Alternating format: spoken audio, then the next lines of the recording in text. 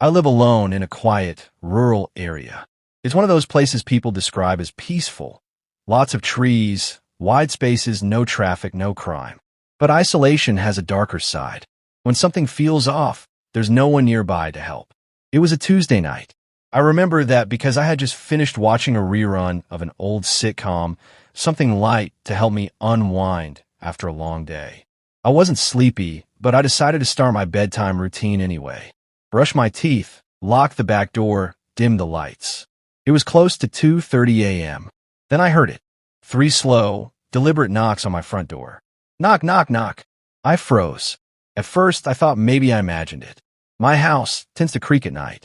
Old wood, shifting temperatures, it plays tricks on your ears. But a few seconds later, it came again. This time clearer, heavier. Knock, knock, knock. It wasn't rushed. It wasn't panicked. Just confident. Like whoever it was knew I was inside and didn't mind waiting. Now, I need to explain something. I don't live in a neighborhood. My house sits on the edge of a thick patch of forest. My nearest neighbor is half a mile down a dirt road. I don't get visitors. Ever. And certainly not at 2:30 in the damn morning.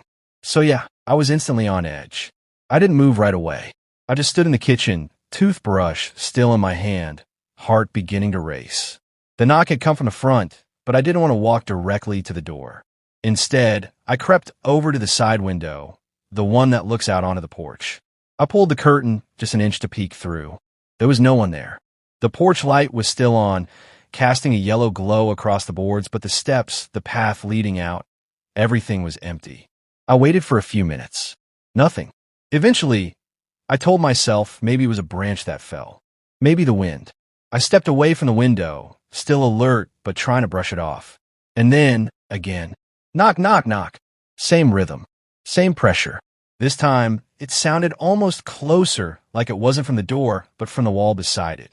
Now I was scared. I considered calling the police, but what would I even say? There's no one here, but I heard knocking. They'd think I was drunk or half asleep. So I did something stupid. I opened the door. Just a crack. No more than 4 inches. My eyes scanned the porch, the yard, the line of trees beyond. There was nothing. Not even the wind. Just stillness. Too still. And then I noticed it, right there on the wood of the porch. A single footprint. Bare. Wet. Human. It hadn't rained that night. The boards were dry. There was no puddle, no source of water. Just this one distinct, damp print pointed straight at my front door. As if someone had been standing there, but vanished. I slammed the door shut, locked it, and backed away. The rest of the night was a blur of anxiety. I double-checked every window. I locked and relocked both doors. I turned on every light in the house. I even grabbed an old baseball bat from my closet and sat in the living room, just waiting, but nothing else happened. Not that night. The next night, I stayed up late again. I was paranoid, jumping at every creak and gust of wind. Midnight passed, then 1 a.m., then 2, and then, right at 2:30 a.m., knock, knock, knock. This time it came from the back door. I rushed to the window, staying low, but again, no one there. I turned on the backyard light. Nothing. Not even footprints in the dirt. Now I knew it wasn't my imagination. Someone, or something, was playing with me. I called the police that time. When they arrived, I explained everything. They walked the perimeter. No signs of entry. No one hiding. No vehicle tracks. The footprint from the first night was gone too. Washed away by dew, maybe. Or someone had come back and erased it. The officer told me to keep my doors locked, to stay alert, and to call again if anything else happened. I didn't sleep at all that night. It didn't stop. In fact, it got worse. The third night, there were no knocks at the door. I thought maybe whoever it was had moved on.